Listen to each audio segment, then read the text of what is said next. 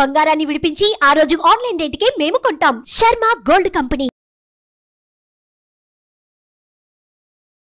నమస్కారం, నేను మీ జాహ్నవి. మనతో ఉన్నారు అగ్ని ఉపాసకులు అన్నవరపు తిరుపతి మూర్తి అవధాని గురువు గారు. మాట్లాడేద్దాం. నమస్కారం గురుగారు. ఓం శ్రీ మహాగణాధిపతయే నమః.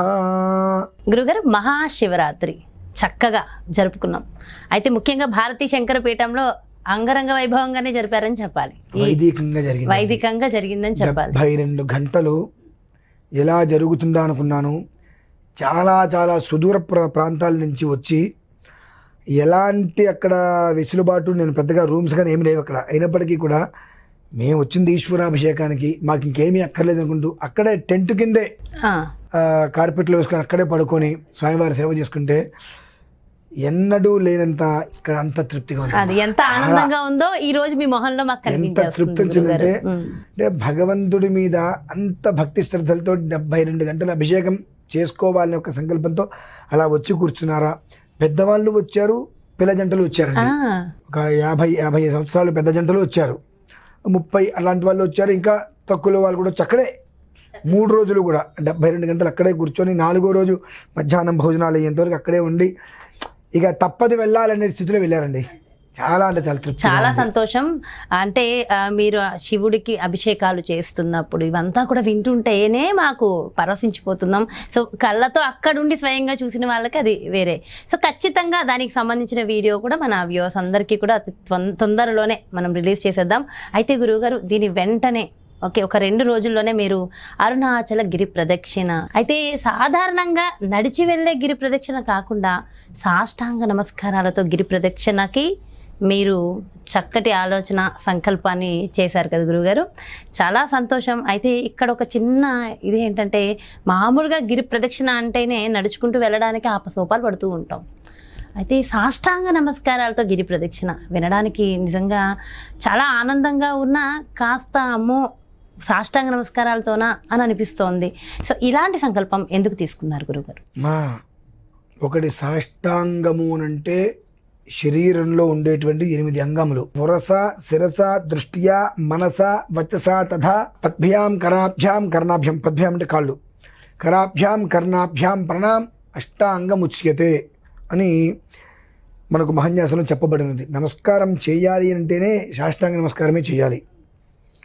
ఆ ఒక సాష్టాంగ నమస్కారాలతో ప్రదక్షిణం చేయాలి అనేటువంటిది సంకల్పం అనేటువంటిది ఎందుకు కలిగింది అంటే, ఎవరు ఎన్ని రకాలుగా అనుకున్నా, ఎన్ని రకాలుగా తిట్టుకున్నా, ఎన్ని రకాలుగా కామెంట్స్ చేసినా ఉగాది నుంచి మళ్ళీ ఉగాది వరకు ఒక యుగాన్ని ఖచ్చితంగా చూస్తాం, గుర్తుండిపోతుంది అది. అటువంటి ప్రమాదమైన స్థితులు ఉన్నాయి ఈ సంవత్సరం. ఎప్పుడు మన శివరాత్రికి ముందు ఇంత ఎండలు ఏనాడు మనం చూసిన దాఖలాలు లేవు. ఇప్పుడే మన శివరాత్రికి ముందే ఎంత ఎండలు మనం చూస్తున్నామో, అసలు ఇది ఎండాకాలం లాగా ఉంది, మే నెల ఎండల్లాగానే. అవన్నీ దృష్టిలో ఉంచుకొని ఖచ్చితంగా శివరాత్రి నుంచి 6వ రోజు అంటే శత్రుస్థానం, శత్రువులు మొత్తం కూడా నిర్మూలన అయిపోవాలి అంటే కొన్ని ప్రత్యేకమైనటువంటి విధానాలు ఆచరించవలసి ఉంటుంది. అందులో అగ్ని లింగం అక్కడ ఉంది పంచభూతాత్మకంలో. అందులోనూ కూడా అగ్నిలింగేశ్వరుడికి, అందులో ఆయనకి నటరాజుడు అని పేరు కూడా ఉంది. కూచిపూడి నృత్యంతో కలిసి సాష్టాంగ నమస్కారములండి. అంటే 1100 రుద్రాక్షలతో కైలాస యంత్రాన్ని నిర్మితం చేసి, ఆ కైలాస యంత్రం ముందు అగ్నిహోత్రం ప్రతిష్ఠ చేసి, ఆ ముందు భరతనాట్యం చేస్తూ, ఆ ముందు సాష్టాంగ నమస్కారం. కొంతమందికి ఈశ్వర అనుగ్రహం కలశాన్ని కూడా అలా పట్టుకొని చేసే విధంగా పంచయుతంగా, పంచభూతాత్మక లింగాలు కాబట్టి వైద్యులు కూడా అందులోని నటరాజేశ్వర స్వామి వీళ్ళందరూ అందులో ఉన్నారు. వాళ్ళందరికీ అనుకువగా ఉండేటువంటి స్థితిలో ఒకే ప్రదక్షిణ పంచభూతాత్మక శక్తిని నిండి ఉండాలి. తద్వారా కనీస మాత్రం లోకక్షేమం అనేటువంటి దృష్టిలో ఉంచుకోండి. ఎందుకంటే అమ్మ మనకు ఉగాది నుంచి ఉగాదికి రాజు కుజుడు మంత్రి శని. ఈ రాజు యొక్క తత్వకారకుడు ఎవరైనా రోగకారకుడు, రుణకారకుడు, రక్తకారకుడు. ఎలాంటి ప్రమాదాలు జరుగుతాయి అంటే మనం కనీసం ఒక 2-3 నెలల నుంచే చెప్పుకుంటున్నాం ఆ ప్రభావం ఎలా ఉంటుంది అని. ఆ ప్రమాదాలు మనం ఊహించలేమమ్మా. సడన్గా ఉన్నట్టుండి వీరికి మీద పడినట్టుగా జరుగుతుంటాయి. ఎవరిని భయపెట్టాలని కాదు, జరిగేటువంటి యథార్థాలు ఉన్నాయి కాబట్టి దాని నుంచి మనల్ని మనం కాపాడుకునే ప్రయత్నంలో ఒక భాగంగా శివరాత్రి అయిన వెంటనే 72 గంటలు అక్కడ చేశా. ఇక శరీరం అలసిపోయే ఉంది, కానీ ఖచ్చితంగా 6వ రోజు నాడు మొదలుపెట్టినట్లయితే శత్రుస్థానాన్ని కనీసం నిర్మూలన చేసేటువంటి భాగ్యం కలుగుతుంది. పంచభూతాత్మక శక్తి ఒక్కసారి కలిసి వచ్చింటే ఏమీ చేయలేదు. అటువంటి ఒక శక్తి ప్రతి ఒక్క మనిషికి రావాలి అనే ఒక ఉద్దేశ్యంతో 14 కిలోమీటర్లు 13వ తారీఖు రాత్రికి రమణ మహర్షి వారి ఆశ్రమం దగ్గర ప్రారంభం చేస్తామమ్మా. ఆ ప్రారంభం చేసి అక్కడి నుంచి పూర్తి రాజగోపురం వరకు ఎంతవరకు పూర్తవుతుందంటే అంతవరకు కూడా పూర్తిగా సాష్టాంగ నమస్కారం చేసి తీరవలసిందే. అయితే ఇక్కడ ఒక చిన్న ప్రశ్న అడగొచ్చు అడగకూడదు గురువు గారు, కానీ కొంతమంది అడుగుతారు కదా, అయితే మీరు సాష్టాంగ నమస్కార గిరి ప్రదక్షిణ చేయడం వల్ల అంటే సమస్త జనవాళికి కూడా ఉన్నటువంటి సమస్యలు తొలగిపోతాయా అని కొంతమంది అడిగే అవకాశం ఉంటుంది కాబట్టి అడుగుతున్నాను గురుగారు. స్వతసిద్ధంగా ఎప్పుడూ కూడా సర్వే జనా సుఖినో భవంతు అంట. సకల మానవాళి క్షేమాన్ని నేను కోరుకుంటూ ఉంటా. అటువంటిప్పుడు నేను ఒక్కరిని చేస్తున్నానంటే ఎంతో కొంతమంది నాకు సహకారం ఉందిగా. అది ఇది కలిసినప్పుడు పంచభూతాత్మక శక్తి అనేటువంటిది ఏ ఒక్కడి మీదకైతే రాదుగా. నష్టమైన కష్టమైన లాభమైన సుఖమైన అందరికీ ఒకే రకంగా ఇస్తుంది. అంటే ఒక ప్రళయం వచ్చింది మొత్తాన్ని ఉడుచుకుపెట్టుకుపోతుంది. నేను చేస్తున్నాను చెప్పి నన్ను ఒక్కరినే బాగు చేయదు కదా. అది విన్న వాళ్ళకి చూసిన వాళ్ళకి కూడా ఫలితం లభ్యమవుతుంది కదండి.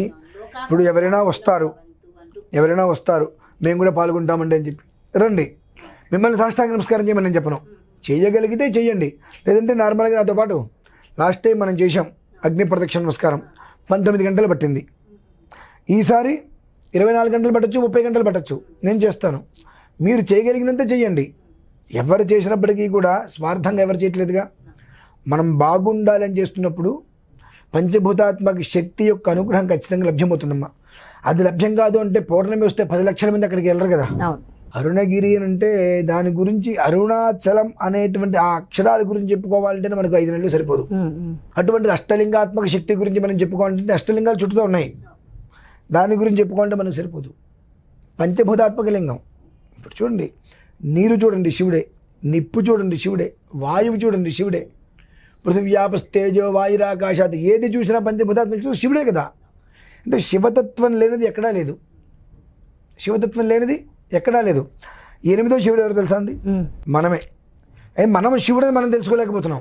అక్కడ శివుడు ఉన్నాడు, ఇక్కడ శివుడు ఉన్నాడు, ఇక్కడ శివుడు ఉన్నాడు. మనలో ఉన్నటువంటి శివుడిని మనం తెలుసుకోలేకపోతున్నాం. ఈ 8కి మించిన శివుడికి వేరే లేకున్నాడమ్మా. అది మనం తెలుసుకోలేకపోతున్నాం. అది తెలుసుకుంటే మనం ఉన్న చోటల్లా సస్యశ్యామలంగానే ఉంటుంది. అటువంటి పంచభూతాత్మక శక్తిలో ప్రధానమైనదిగా అక్కడ అగ్నిలింగంగా ఆయన ఉన్నాడు కనుక ఆయన సమక్షంలో సాష్టాంగ నమస్కారం చేస్తూ నృత్యంతో, ఆయన మళ్ళీ సామాన్యుడు కూడా కాదు, నటరాజ్ అనేటువంటిది ఆయన బిరుదుంది.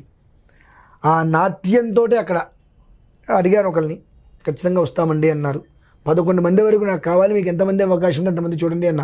ఎందుకంటే అందరూ ఒకేసారి చేయలేరు, ఒకరి తర్వాత ఒకళ్ళు అలా చేసుకుంటూ వెళ్తున్నప్పుడు నా ప్రదక్షిణ మాత్రం నేను ఒక్కనే చేస్తాను. నాతో ఎవరైనా చేస్తే వాళ్ళ విషయం అది.